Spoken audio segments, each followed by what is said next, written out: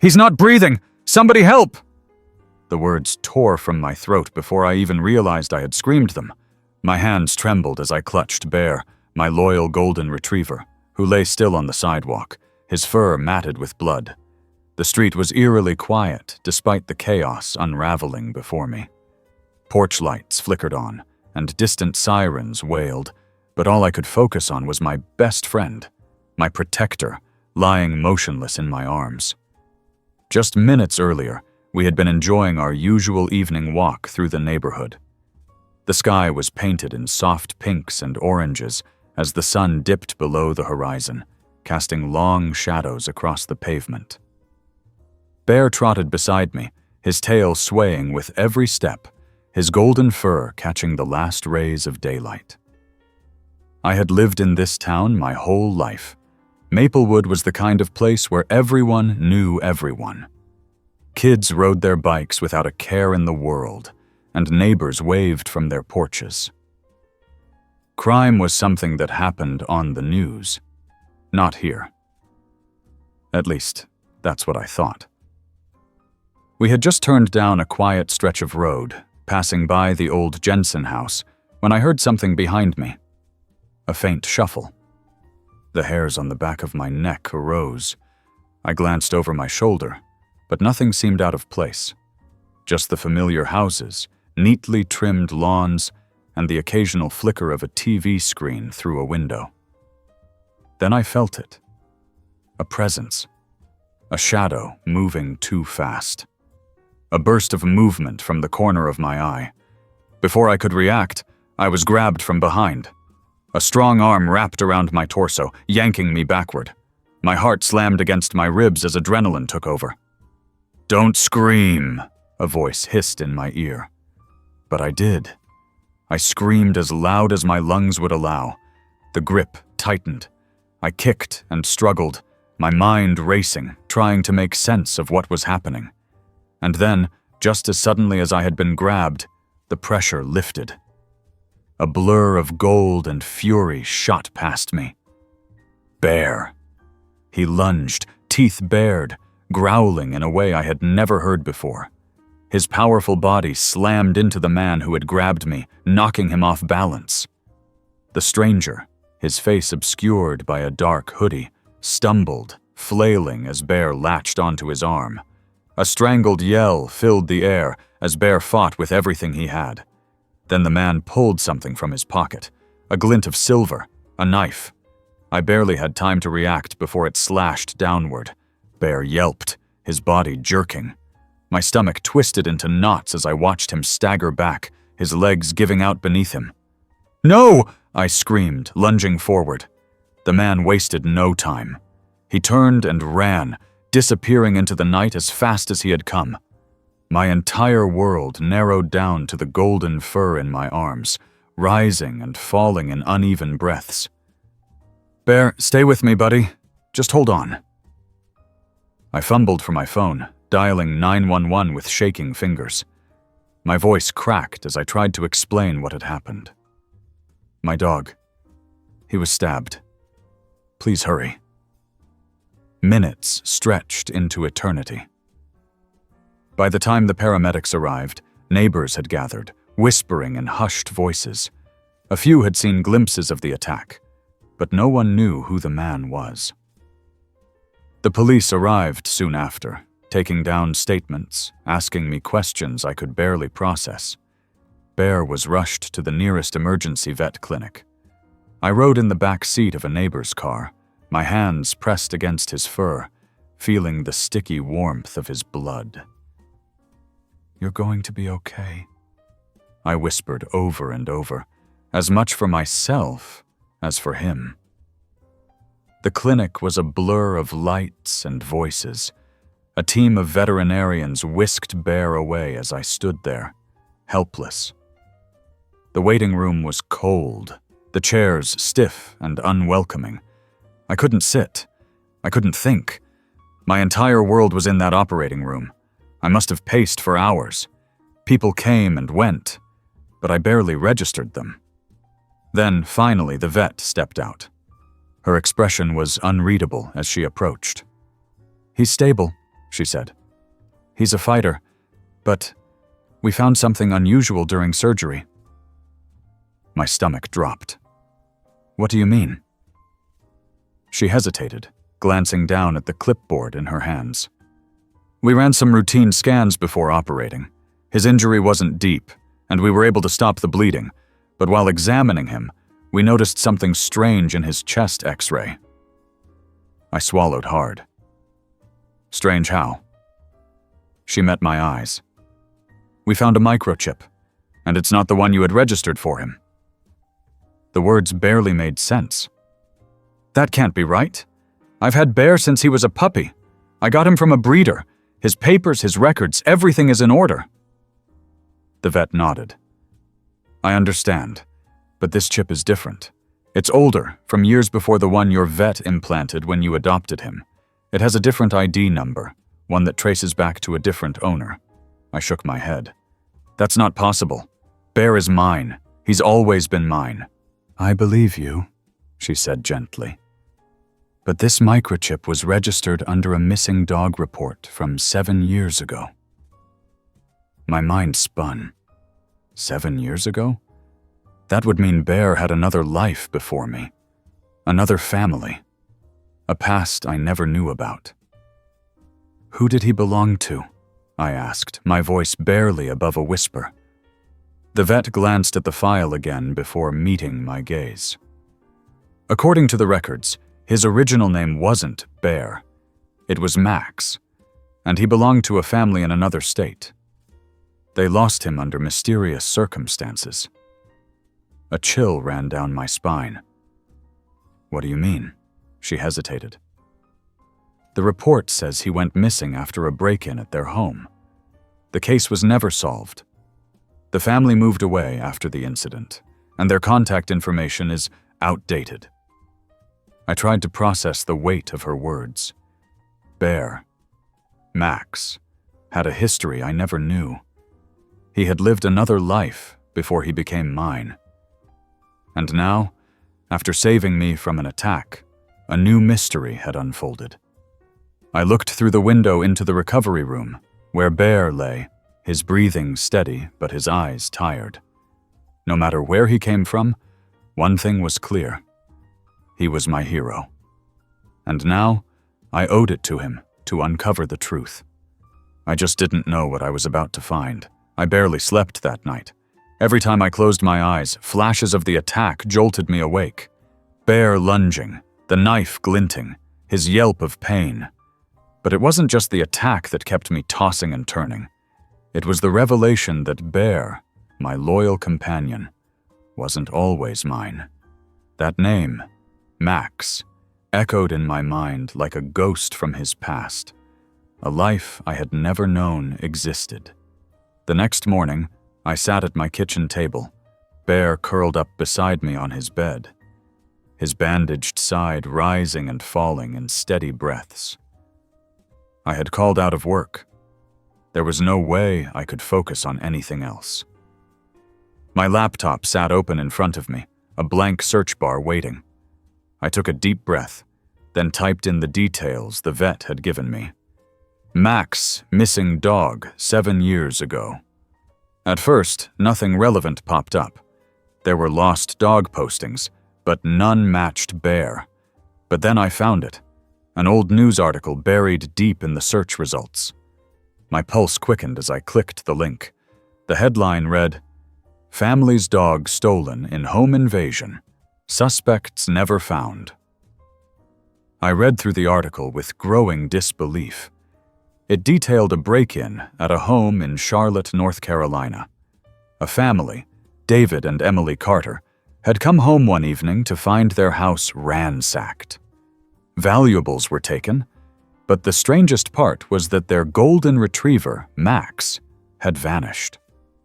No signs of struggle, no broken fences or open doors. Just gone. The police suspected the burglars had taken him, but no arrests were ever made, and Max was never found. The case had gone cold. I stared at the screen, my heart hammering. This was Bear's past. 7 years ago, he had belonged to the Carters, And then, one night, he had been stolen from them. How had he ended up in my life? Where had he been in the years between? I looked down at Bear, who stirred slightly, his tail thumping weakly against the floor. He had protected me without hesitation, but before he was mine, he had been someone else's. I needed to know more. I spent the next few hours digging through online records, but the Carters had moved out of state years ago. I tried finding a phone number, an email, anything that would lead me to them. Finally, I found a lead. David Carter had a LinkedIn profile. It was a long shot, but I sent him a message. "Hi, Mr. Carter. I know this may seem strange, but I believe I have your dog, Max. He came into my life years ago as Bear, but after a recent incident, a vet scan revealed an old microchip tied to your name. I'd love to speak with you about this. Please reach out when you can." I hit send, feeling a strange mixture of anxiety and anticipation. What if they had moved on? What if they didn't want to know what happened to Max? What if this message reopened old wounds? Hours passed with no response. I tried to stay busy, cleaning the house, making sure Bear was comfortable, checking his wounds. But my mind was restless, constantly returning to the what-ifs. That evening, as I was preparing Bear's food, my phone buzzed. An email. The subject line, "About Max." My hands shook as I opened it. "Dear, your name. I don't know what to say. After all these years, I never thought I'd hear Max's name again. My wife and I searched for him for months. He was part of our family, and when he was taken, it felt like losing a piece of ourselves. We had no leads, no answers. The police told us to move on, but we never truly did. You say you have him? That he's alive? I would love to talk. Please, let me know how we can connect. David Carter." I exhaled a breath I hadn't realized I was holding. Relief, excitement, and dread mixed in my chest. This was real. I had reached them, and now I had to figure out what came next. I replied immediately, offering to set up a phone call. Within minutes, my phone rang. "Hello?" I answered, my voice unsteady. A man's voice came through, raw with emotion. "Is this real? Is Max really alive?" I glanced at Bear, who perked up slightly at the sound of my voice. "Yes, he's here with me, but I think there's a lot we need to talk about." The silence stretched for a moment before David spoke again. "Please, tell me everything." I recounted everything, how I had adopted Bear as a puppy from a breeder, the attack, the vet's discovery, and the news article I found. David listened intently, barely speaking. When I finished, he let out a shaky breath. "I can't believe this," he said. "We never knew what happened to him. It was like he just vanished."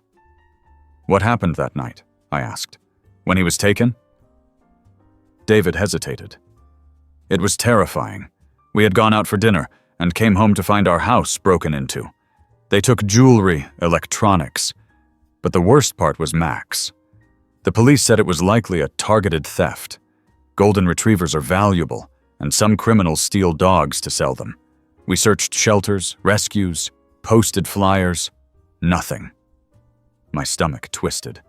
The thought of Bear being taken like that, of being passed around, maybe mistreated before finally ending up with me, made my heart ache. David cleared his throat. He must have been through so much. But knowing he's safe now, I can't tell you what that means to us. I hesitated, my fingers tightening around the phone.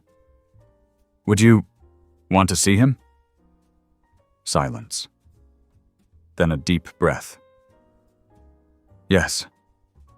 We'd love to, but I don't want to take him from you if—" "I don't know what's right," I admitted. "He's been my best friend for years, but he was yours first." David's voice softened. "Let's start with a visit. No pressure. We just want to see him." We arranged a time to meet. They would drive down the following weekend. As I ended the call, I looked at Bear, who watched me with those warm, trusting eyes. "Looks like we have some visitors coming, buddy," I murmured, scratching behind his ears. He leaned into my touch, sighing contentedly. I wanted to believe everything would work out, that this meeting would bring closure. But deep down, uncertainty gnawed at me. What if Bear remembered them? What if he chose them over me? I didn't know what would happen, but one thing was certain. Bear, or Max, was about to face his past. And so was I. The days leading up to the Carters' visit passed in a blur. Every time I looked at Bear, I felt a strange weight pressing on my chest. He had been mine for so long, my best friend, my protector, my family. But now, everything I thought I knew about him had shifted. He had belonged to someone else first. I couldn't stop wondering what would happen when he saw them. Would he remember them?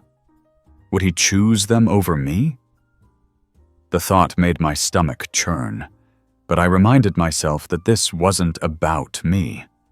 It was about what was best for Bear. Or Max. I still didn't know what to call him. On the morning of the visit, I woke up early, too anxious to sleep in. Bear was curled up at the foot of my bed, his tail flicking slightly as he dreamed.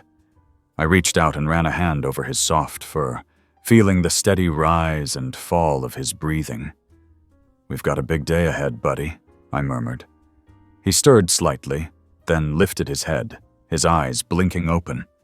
He yawned and stretched, his tail thumping against the bed. I tried to act normal as I went through my morning routine, but the nervous energy inside me was impossible to ignore. I cleaned the house even though it didn't need cleaning, double-checked Bear's water and food bowls, and paced the living room while glancing at the clock every few minutes. Finally, a car pulled into the driveway. I took a deep breath, then looked at Bear. He was sitting by the door, ears perked, watching me closely.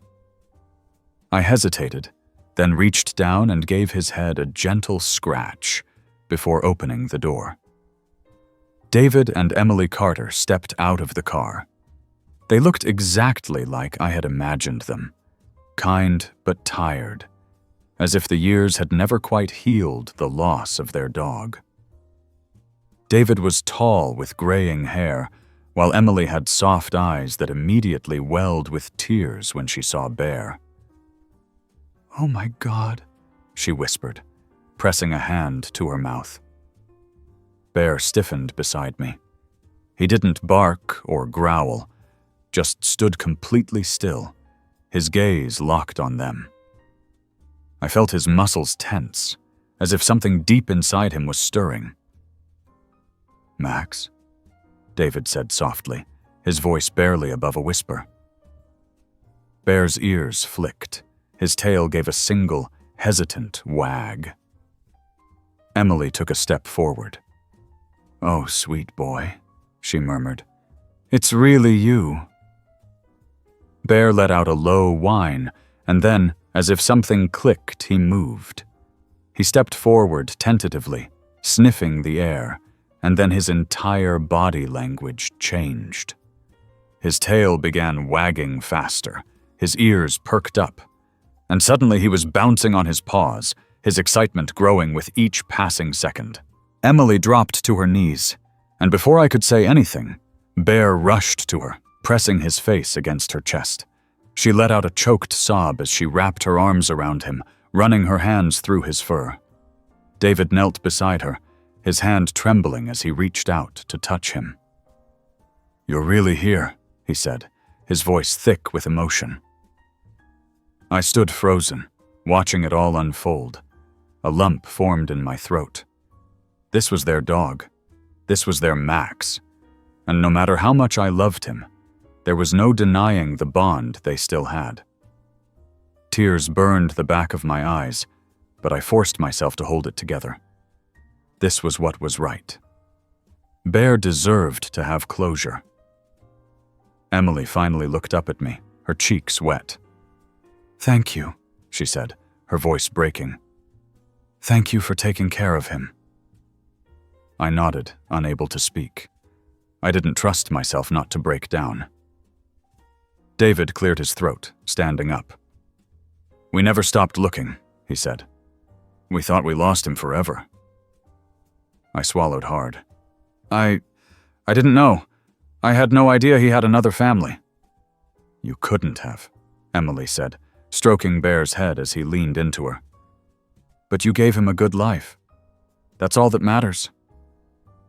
Bear was wagging his tail so hard now that his entire body wiggled. He looked from them to me and back again, as if trying to make sense of it all. I forced a smile. "He's a special dog." David nodded. "He always was." For the next hour, we sat in the living room, sharing stories about Bear, his habits, his favorite toys, the silly things he did. It was surreal, listening to people who had known him long before I had. There were pieces of his life I had never known, memories I hadn't been a part of.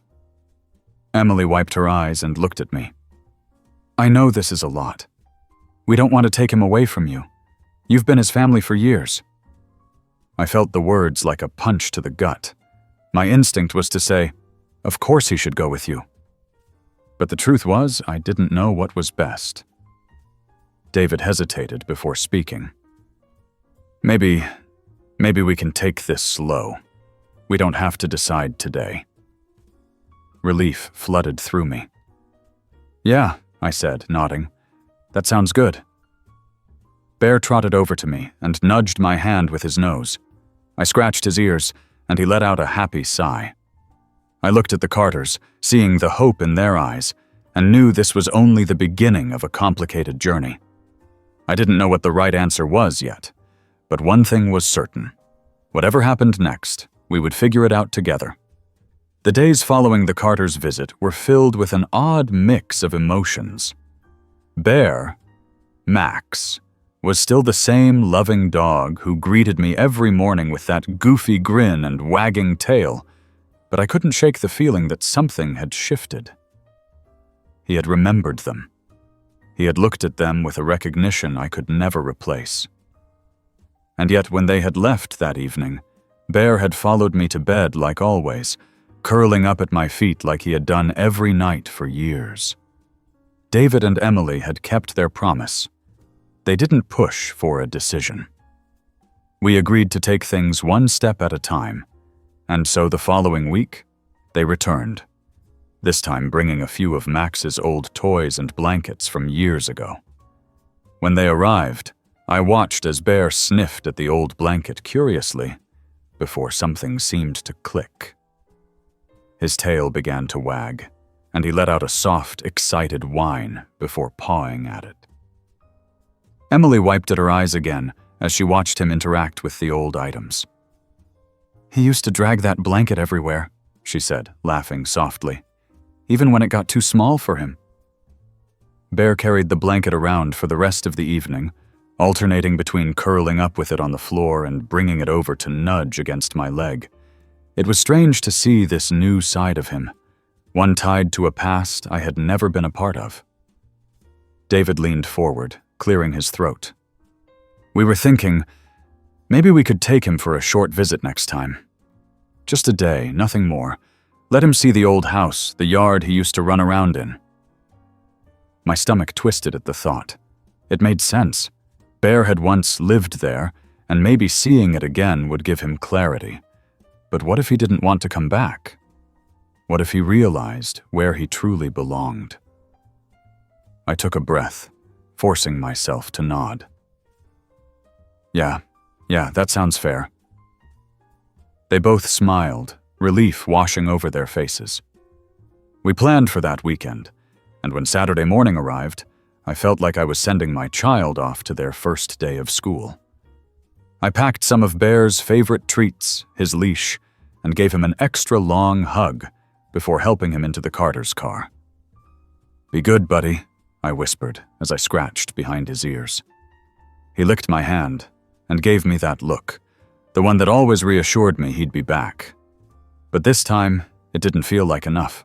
Watching the car pull out of my driveway left an ache in my chest I hadn't expected. The house felt empty, too quiet. I tried to distract myself with chores, with errands, but my mind kept drifting back to him. What was he doing? Was he running through their backyard, remembering all the places he used to love? Did he miss me? By the time the Carters returned that evening, I was pacing the living room, glancing at the clock every few minutes. When I heard the car pull up, I practically ran to the door. Bear bounded out before David even had the chance to open the door fully. He rushed up the steps, tail wagging like crazy, and nudged his head against my stomach. Relief flooded me as I wrapped my arms around him. "He had a great time," Emily said, smiling as she stepped out of the car. "He remembered the yard, ran around like he was a puppy again." David nodded. "But he kept looking around for something, or someone."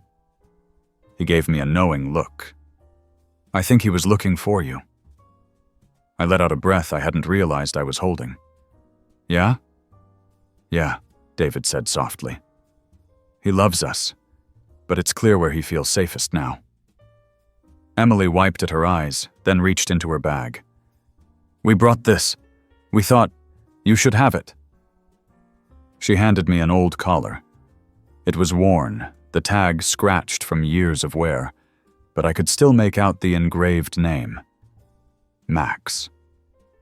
I ran my thumb over the letters. "You don't have to change anything," David said quickly. "You don't have to call him Max if you don't want to. We want you to know that we trust you to love him like we did." Tears burned at the back of my eyes, but I swallowed hard and nodded. "Thank you." Bear, Max, sat beside me, leaning against my leg, tail thumping gently. He had been theirs once. But now he had chosen me, and I wasn't going to let him go. The next few weeks felt like a balancing act between the past and the present. Bear, Max, seemed happier than ever, oblivious to the emotions swirling around him. He still followed me from room to room, his tail wagging whenever I looked at him, and still greeted me with that same enthusiasm every time I walked through the door. But now, I saw the way he also reacted to the Carters. Their visits became more frequent, and every time they came over, Bear greeted them with an excited bark and a flurry of tail wags. It was clear he loved them too. David and Emily never pushed for anything beyond the visits, but the unspoken question always hung in the air. What came next? One evening, after they had left, I sat on the couch, running my fingers through Bear's fur as he lay beside me. I knew what I had to do, but saying it out loud felt impossible. "They love you," I murmured, scratching behind his ears. "You love them too, don't you?" He let out a contented sigh, but didn't move. I stared down at him, my heart squeezing in my chest. "Would you be happier with them?" Bear lifted his head at my voice, his brown eyes locking onto mine. He didn't understand what I was asking, but there was something in his gaze that made my throat tighten. I didn't sleep much that night. The next morning, I called David. "Hey," I said, trying to keep my voice steady. "Can we talk?" "Of course," he said, concern creeping into his tone. "Everything okay?" "Yeah, I think we need to figure out what's best for Bear." There was a pause, and then he said, "We'll be over in an hour." When they arrived, we sat at the kitchen table while Bear dozed on the floor between us. I took a deep breath before speaking. "I don't want to make this harder than it already is," I said. "I love him. He's been my family for years. But I see how he looks at you both. I see how happy he is when you're around." Emily reached for my hand, her eyes wet with emotion. "We see how happy he is with you too." David nodded. "He's got two families now. I don't think this has to be an either-or situation." I swallowed past the lump in my throat. What are you saying? Emily smiled gently. What if we share him? I blinked. Share? David leaned forward. We were talking about it after the last visit. We don't want to take him from you. And we don't think he'd want that either. But maybe we can work something out. Visits, weekends, something that keeps us all in his life. I stared at them, my chest tightening. It wasn't what I had expected. But as I looked at Bear, still peacefully resting, I realized it was the perfect solution. You'd really be okay with that? I asked, my voice barely above a whisper. Emily smiled. If you are. I let out a shaky breath, then nodded. Yeah, I think Bear would like that. David grinned. Then let's make it work. Bear lifted his head, looking between us as if sensing the moment. I reached down and ran a hand through his fur. Looks like you get the best of both worlds, buddy. His tail thumped against the floor, and for the first time in weeks, I felt a weight lift from my chest. We had found the answer. Not in choosing between the past and the present, but in letting both exist together. And Bear, our Bear, would never have to lose anyone he loved again. The new arrangement settled into place more naturally than I had expected. At first, the idea of sharing Bear seemed complicated, but once we started, it felt like the only thing that made sense. Every other weekend, the Carters would come to pick him up, and he would spend 2 days with them before coming home to me. During the week, they would visit for walks or just to spend time together. And somehow, it never felt like too much or too little. Bear, of course, loved every moment of it. He seemed to understand the rhythm of our new life, bounding excitedly to the door whenever they arrived, but always just as happy to come back to me. The first time he left for the weekend, I felt a deep ache in my chest, watching him jump into their car with the same enthusiasm he showed for our morning walks. But when Sunday evening came, he returned just as he had left, joyful, tail-wagging, as if telling me all about his adventure. One night, a few months into our arrangement, I sat on my porch with Bear at my feet, looking up at the stars. He had spent the day with David and Emily, and when they had dropped him off, Emily had handed me an envelope. I hadn't opened it yet, but now, as the night stretched quiet around me, I pulled it from my pocket. Inside was a single photograph. It was an old picture of Max, Bear, when he was still a puppy, no older than a few months. His fur was a little lighter then, his eyes just as bright. He was sprawled out on a couch, belly up, tongue lolling from his mouth in sheer happiness. I ran my fingers over the edges, feeling the years between then and now, the life he had lived before me. On the back, in neat handwriting, Emily had written, "He has always been loved. Thank you for keeping that true." I swallowed the lump in my throat and set the picture down beside me. Bear nudged my knee, sensing the shift in my mood, and I scratched behind his ears. "You've had quite the journey, haven't you?" I murmured. He let out a soft huff, then curled up closer, resting his head on my foot. As the months passed, the arrangement evolved. Some weekends, the Carters took Bear on trips to the lake, and they sent me photos of him splashing in the water, his fur soaked, but his happiness unmistakable. On other weekends, they joined us for hikes, the four of us walking together like one odd but perfect family. One afternoon, as we all sat outside watching Bear chase a butterfly across the yard, David turned to me. "I have to admit," he said, "I never thought something like this could work, but it does." I nodded, watching Bear leap into the air, missing the butterfly by an inch, but looking just as pleased with himself. "Yeah," I said, "it really does." Emily smiled, wrapping her hands around her cup of tea. "I think he knows he's loved by all of us, and that's all that really matters." For the first time in a long while, I felt at peace with everything. We had found something that worked. Not just for us, but for Bear. He had more love than most could ever dream of, and no part of his heart was ever forced to choose between the past and the present. And in that moment, I realized that neither did I. The days turned into weeks, and soon enough, the arrangement with the Carters became as natural as breathing. It was no longer a question of who Bear belonged to. It was an understanding that he belonged with all of us, and his love was big enough to make room for everyone. One Saturday afternoon, I drove Bear out to the lake where David and Emily had invited me to join them for a weekend picnic. As I pulled into the parking area, I saw them already setting up by the water, a blanket spread out, a small grill heating up, and an extra water bowl ready for Bear. When I let him out of the car, he sprinted toward them, his tail wagging so hard I thought it might knock him over. David laughed as Bear barreled into him, nearly sending him tumbling backward. "Easy, boy! You act like you haven't seen me in a year!" Emily knelt down to pet him, and Bear licked her cheek before flopping down in the grass beside her. I walked over, setting down a cooler with drinks. "He does this every time, doesn't he? Like he's surprised to see you again." David chuckled, stretching out his legs.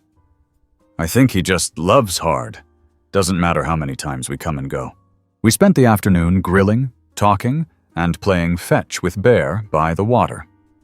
At one point, Emily handed me another envelope, and I hesitated before opening it. Inside were even more old pictures of Bear, from the years before he had come into my life. Some were of him as a puppy, and others showed him running through the backyard of the Carters' old home, a ball clamped happily between his jaws. "We wanted you to have these," she said, "so you know that his past was just as full of love as his present." I looked at the pictures, then at Bear, who was currently rolling in the grass, oblivious to the moment. "Thank you," I said softly. That evening, as the sun dipped low, I found myself sitting beside Emily on the blanket while David took Bear down by the water's edge. She sighed, looking out over the lake. "You know, when we lost him, I thought that was it, that we'd never see him again. And when we found him, I thought the hardest part would be letting go of the idea that he was still ours completely." I nodded, watching Bear paw at the water, splashing David's legs. "I get that," I said. "I thought the hardest part would be realizing he had a whole life before me. But now, I think the hardest part is just making sure he knows he'll never lose any of us again." Emily smiled, her eyes warm. "I think he already knows." The weeks following that lakeside afternoon felt like the most natural transition in all our lives. Bear never showed any signs of distress or confusion. He simply embraced the love that surrounded him, never questioning why it came from multiple directions. He was just happy, and that was all that mattered. One particular Saturday morning, I was in my kitchen, brewing coffee when my phone rang. It was David. I answered, leaning against the counter. "Morning, David. Everything all right?" "Morning," he replied, though there was a certain hesitation in his voice. "Listen, Emily and I have been talking, and we were wondering if you'd be open to something a little different." I furrowed my brows. "Different how?" "We've been thinking about taking a short trip next month. Just a little getaway, but we'd love for you and Bear to come with us." The request caught me off guard. "You want us to go on vacation together?" I asked, chuckling slightly. "Why not?" David said. "Bear is happiest when we're all together.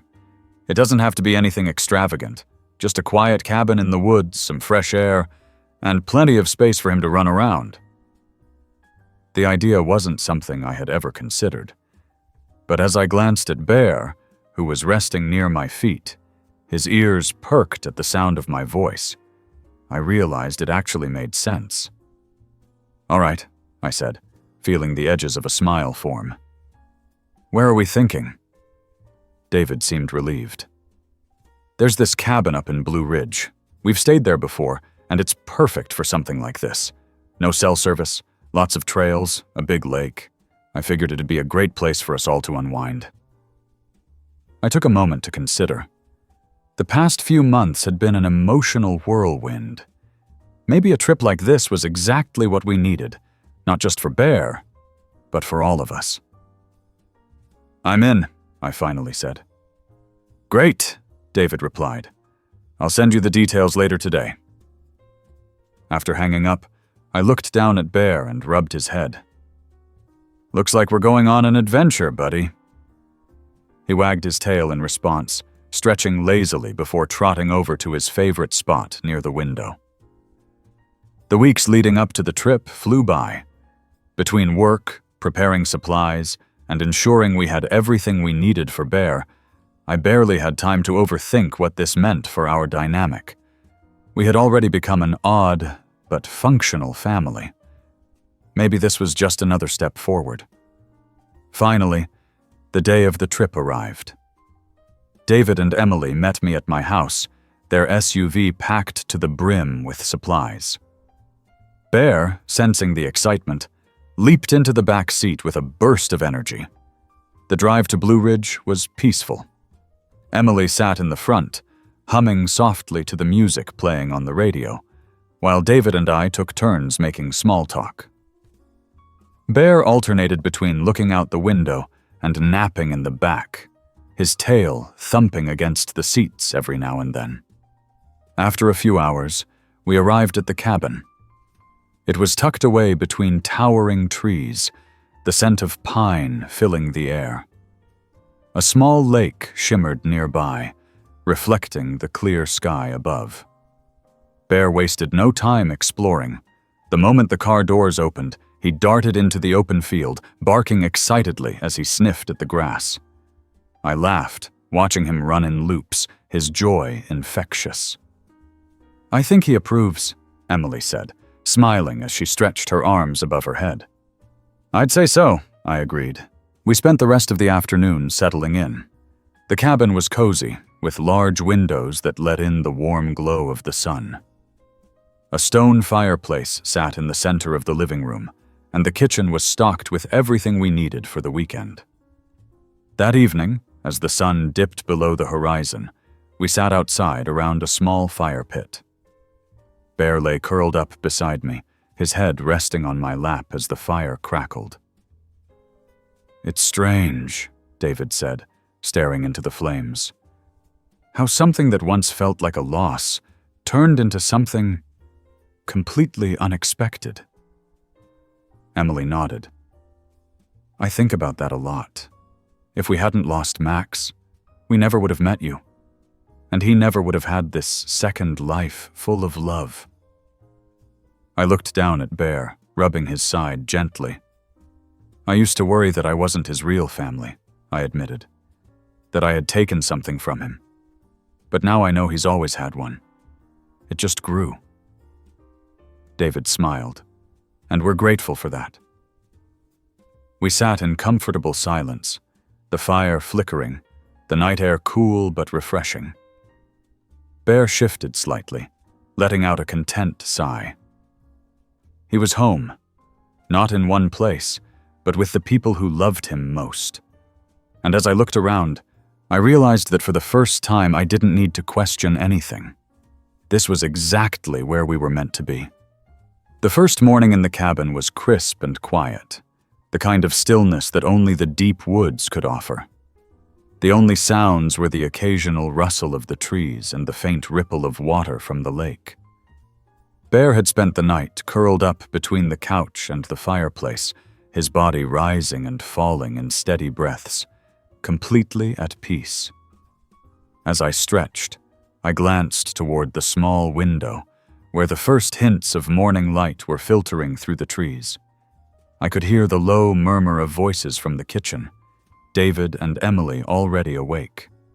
The scent of coffee filled the air, mingling with the woodsy aroma of the cabin itself. Bear stirred as I got up, his tail thumping against the wooden floor as he yawned and stretched out. "Morning, buddy," I murmured, scratching behind his ears. He gave me a sleepy blink before trotting toward the kitchen, nose twitching as he followed the scent of food. Emily smiled as she placed a plate of toast and eggs on the small dining table. "Morning. You sleep okay?" "Yeah, it was nice," I admitted, rubbing my eyes. "It's been a while since I've been somewhere this quiet." David chuckled from where he stood by the coffee pot. "City life does that to you. Makes you forget how good it feels to wake up to nothing but nature." I nodded, settling into a chair as Bear curled up at my feet. Emily slid a cup of coffee in front of me.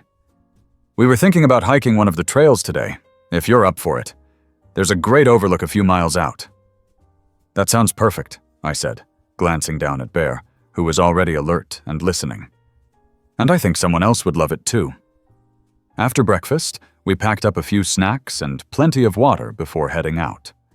The trail was wide and well-worn, cutting through towering pine trees and winding alongside a stream that trickled over smooth stones. Bear trotted ahead, tail wagging, his nose occasionally dipping to sniff at some unseen scent. Emily and David walked ahead, chatting quietly while I hung back, taking in the surroundings. The forest was alive in its own way. The sway of the trees, the scurrying of small animals, the call of birds overhead. It was a different kind of peace, one that settled deep in my chest. "You know, it's funny," David said after a while, looking back at me. "I don't think I've seen Bear this happy in a long time." I glanced at the dog, who was bounding ahead, his ears perked up, eyes bright. He's always been a happy dog, but yeah, he really loves it out here. Emily smiled. "I think he just loves that we're all here together." That thought stayed with me as we hiked further up the trail. The air grew thinner, cooler as we ascended, and after an hour, we finally reached the overlook. The view was breathtaking, a sweeping expanse of forested hills stretching out for miles, the lake below glistening under the sunlight. We sat on a cluster of large rocks, catching our breath and sipping water. Bear settled next to me, panting happily as he took in the view. David pulled out his phone and snapped a few pictures before grinning. "This might be my favorite part of the trip so far." Emily nodded. "It's moments like this that remind you what really matters." I looked down at Bear, scratching behind his ears as he leaned into my touch. "Yeah," I said softly. "It really does." After resting for a bit, we made our way back down the trail. The return hike felt shorter, our legs accustomed to the terrain now. When we reached the cabin, Bear flopped down onto the porch, letting out a deep, satisfied sigh. I sat beside him, running a hand through his fur. Emily stepped inside, rummaging through the fridge before calling out, "How do we feel about a big dinner tonight? We've got steak, veggies, and enough food to feed an army." David grinned. "Sounds like a plan." The evening passed in a comfortable blur. Grilled steak, roasted potatoes, laughter shared over glasses of wine. Bear lay stretched out near the fireplace, his tail occasionally twitching as he drifted in and out of sleep. As the night grew late, I stepped outside for some air. The stars were bright above, scattered across the sky in endless constellations. The silence was thick, comforting. I heard footsteps behind me, and soon David and Emily joined me on the porch, their own gazes turned upward. "We should do this more often," David said after a moment. "Trips like this. Just getting away from everything." Emily nodded. "It's easy to forget how important it is to slow down." I exhaled, feeling a strange sense of calm settle over me. "Yeah, I think Bear would love that too." We stood there for a while longer, the three of us bound by the quiet understanding that this was something worth holding on to. that moments like these weren't just a break from real life. They were real life. And we had all found our way here, together. Bear shifted in his sleep, letting out a content sigh. And I knew, without a doubt, that he was exactly where he was meant to be. The next morning, the smell of pine and fresh earth filled the crisp mountain air. The cabin was silent except for the occasional rustling of leaves outside and the slow, steady breathing of Bear curled up at the foot of my bed. The trip had already given us more than I'd expected. A sense of peace, a deeper understanding of one another, and a connection that seemed to grow stronger each day. I stretched and rolled out of bed, stepping over Bear carefully. As if sensing my movement, he lifted his head, tail thumping lazily against the floorboards. "Come on, buddy," I murmured, scratching behind his ears. "Let's go see what the morning looks like." As soon as I opened the door, Bear trotted ahead of me, his nose twitching as he sniffed the cool morning air. The lake shimmered in the distance, reflecting the pale blue sky.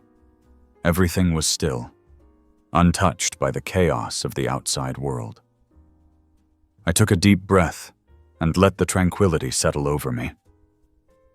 A creak behind me signaled someone else waking up. I turned to see David stepping out onto the porch, rubbing sleep from his eyes. "Morning," he said through a yawn. "Morning," I replied. "Did you sleep okay?" He nodded, glancing out toward the lake. Hard not to in a place like this. Emily joined us a few minutes later, wrapped in a sweater, cradling a cup of coffee in her hands. "This place feels like another world," she murmured, smiling as Bear bounded toward the water. "I could get used to this." We stood in comfortable silence, watching as Bear explored the shoreline. He paused every few moments to sniff at a rock or chase the ripples in the water. His joy was so simple, so effortless. It was something I envied in a way. David stretched his arms over his head.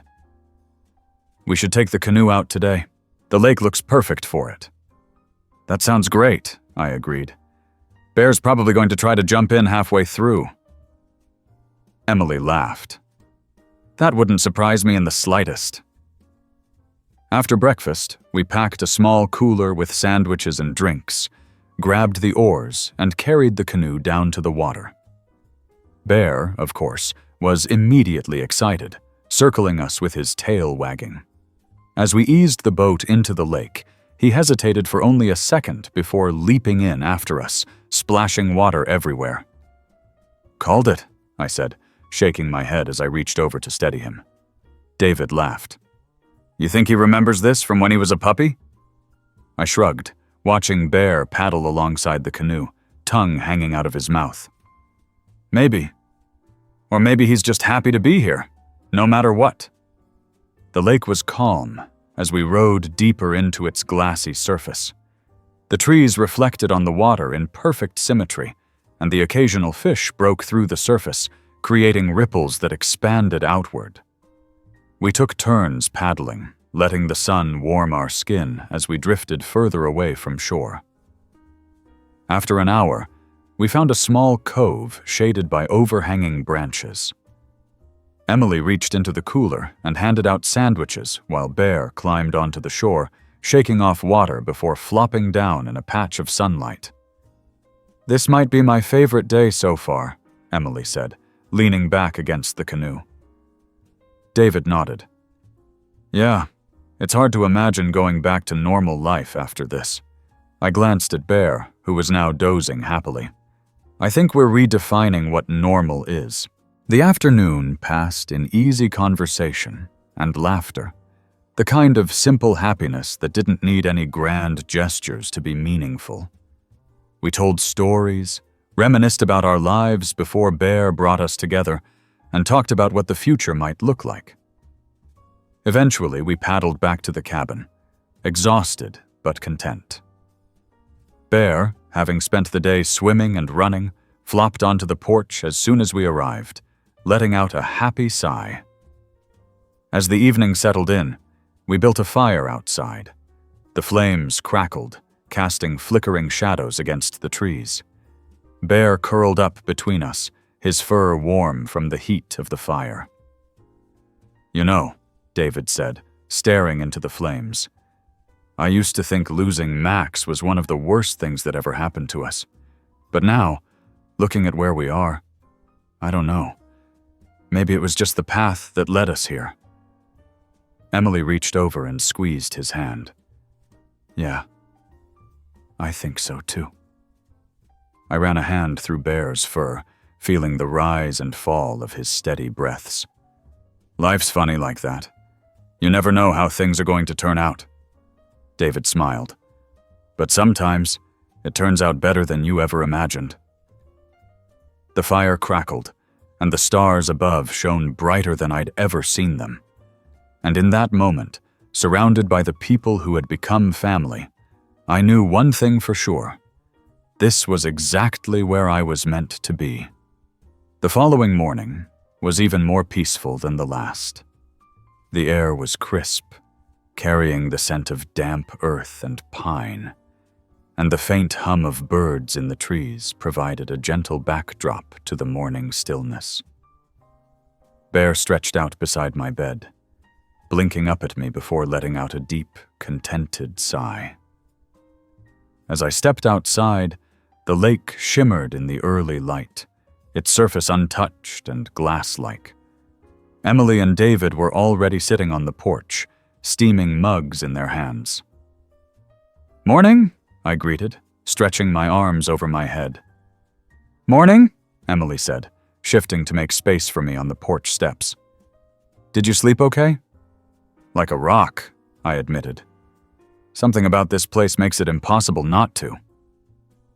David chuckled. "I know what you mean. Feels like the kind of place time slows down." Bear padded up next to me, nudging his nose against my knee before trotting off toward the trees. He had become so accustomed to the open space that he seemed to move with an effortless sense of belonging. It was something I admired about him, his ability to adapt and find joy wherever he was. "We were thinking about exploring that trail we saw yesterday," David said. "The one that winds up toward the ridge." I nodded. "Sounds like a great plan. Bear will love it."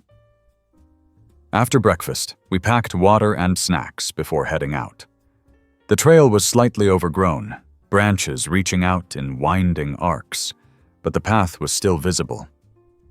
Bear led the way, his nose close to the ground as he took in every scent. As we hiked, the conversation flowed effortlessly. Emily told stories about their old home, about how Max, Bear, had loved sprawling out in the sun on their porch, much like he did now. David talked about their search for him, the uncertainty and hope that had guided them through the years. "It's strange," Emily said, stepping carefully over a fallen branch.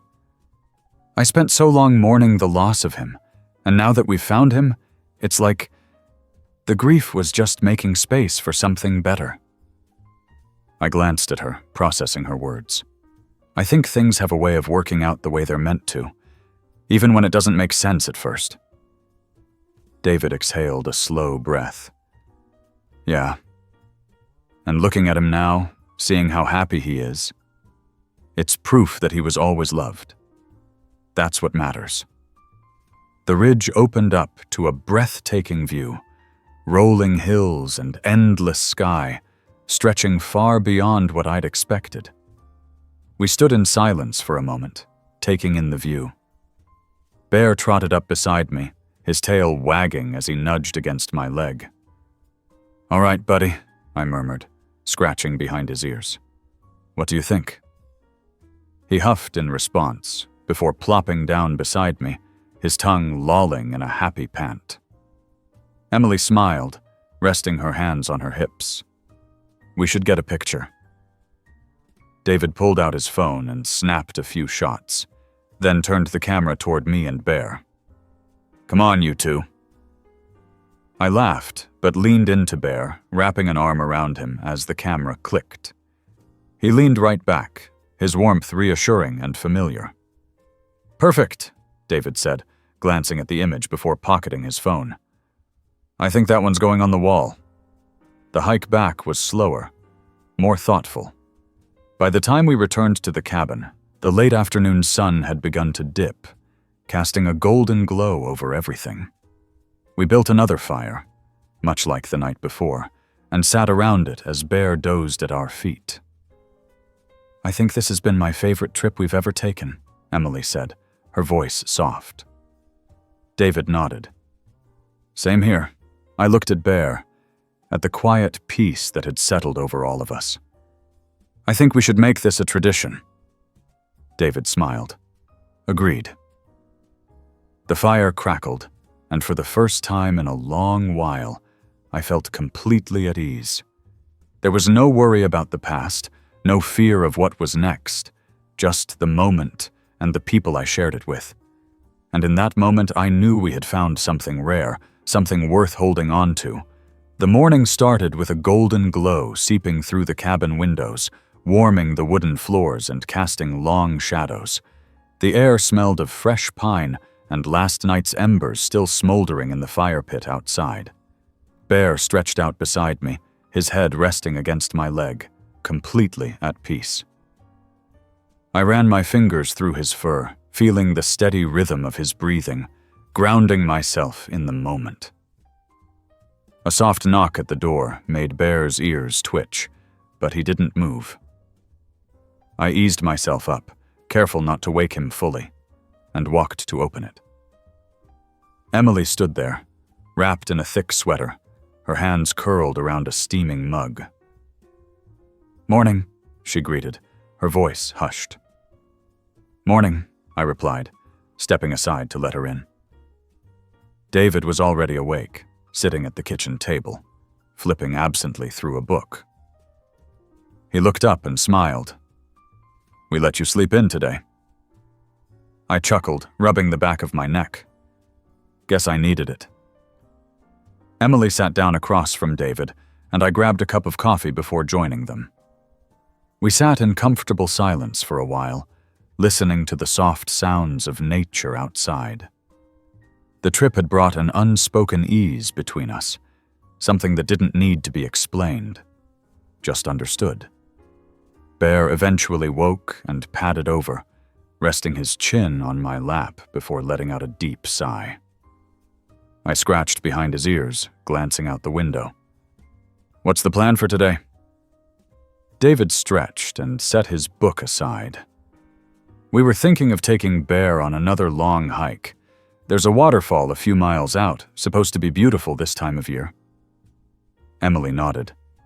"I packed some food, figured we could make a day of it." I smiled. "Sounds perfect."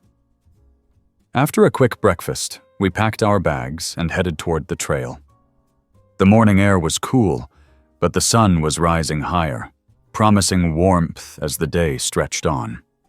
Bear trotted ahead, his tail wagging as he eagerly led the way.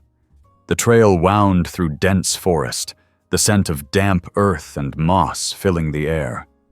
We walked in easy strides, occasionally pointing out interesting sights: a hollowed-out tree, a hawk circling overhead, the distant rustling of unseen creatures.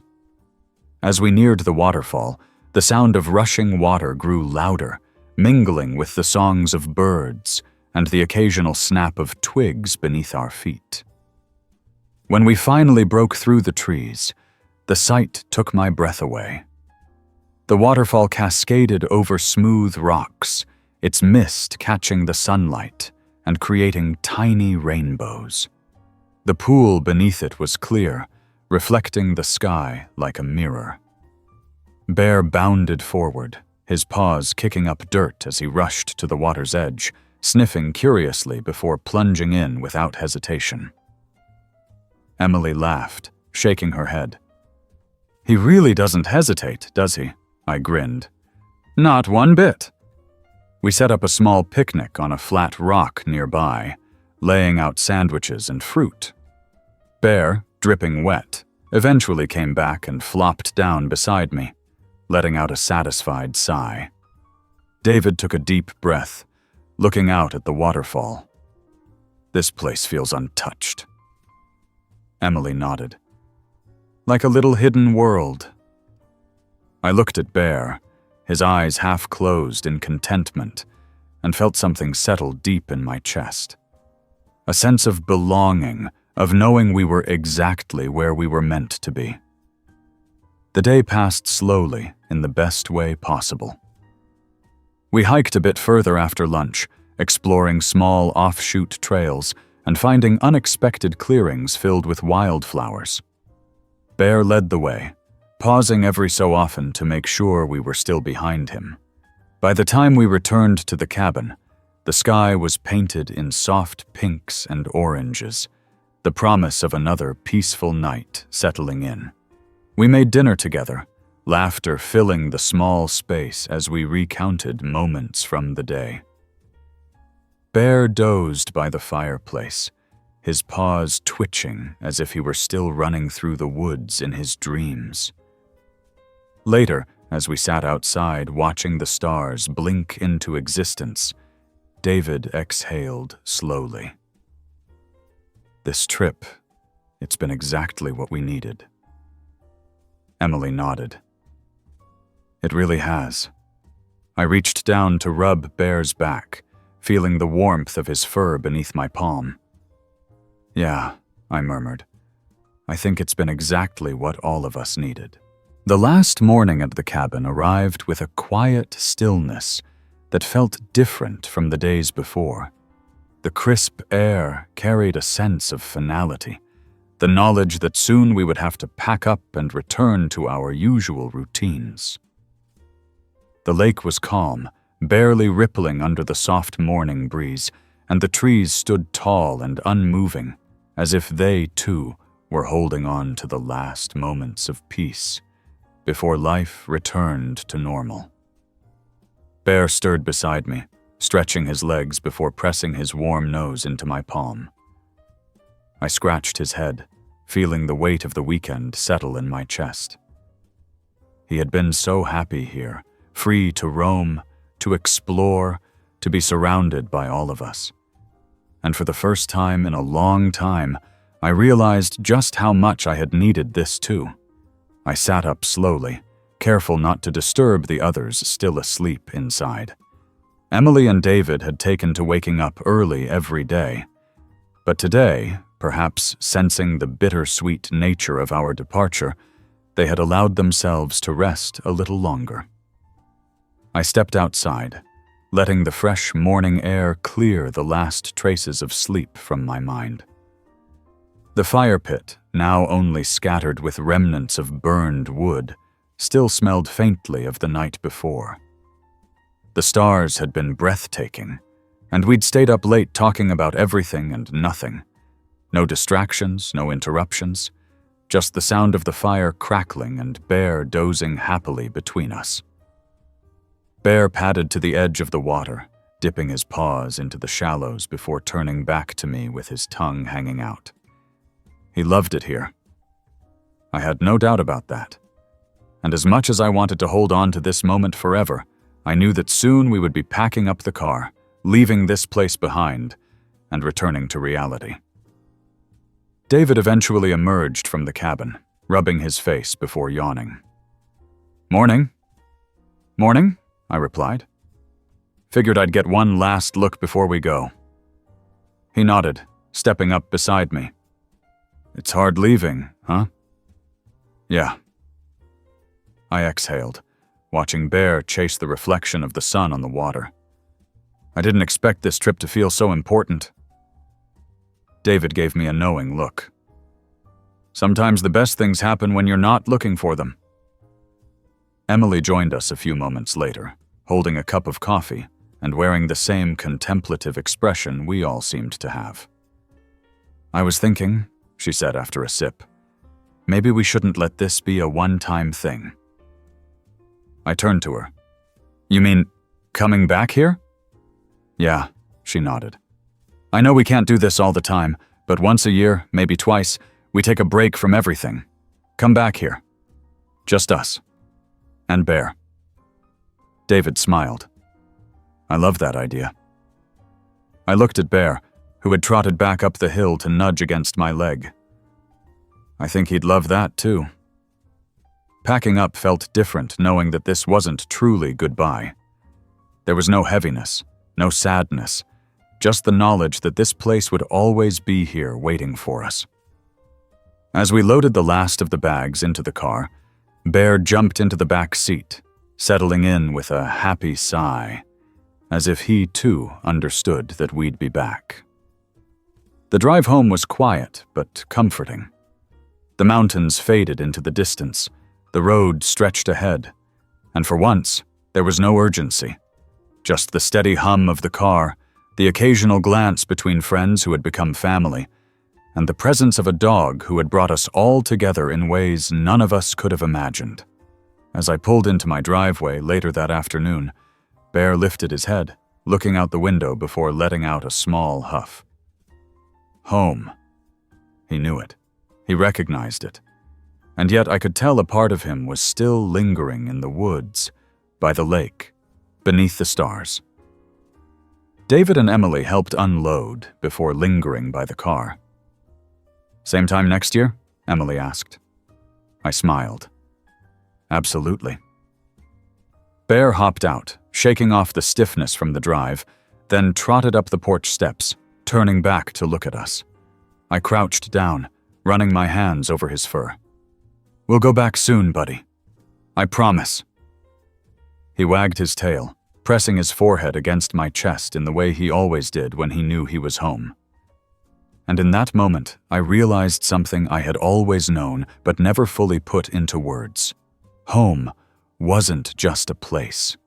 It was the people, the moments, and the memories we carried with us. It was the certainty that no matter where we went, no matter how far, we would always find our way back. Bear looked up at me, his eyes warm and knowing, and I knew that, just like me, he had found his home too. Later that evening, as the sun cast long shadows over the porch, I sat outside with Bear at my feet.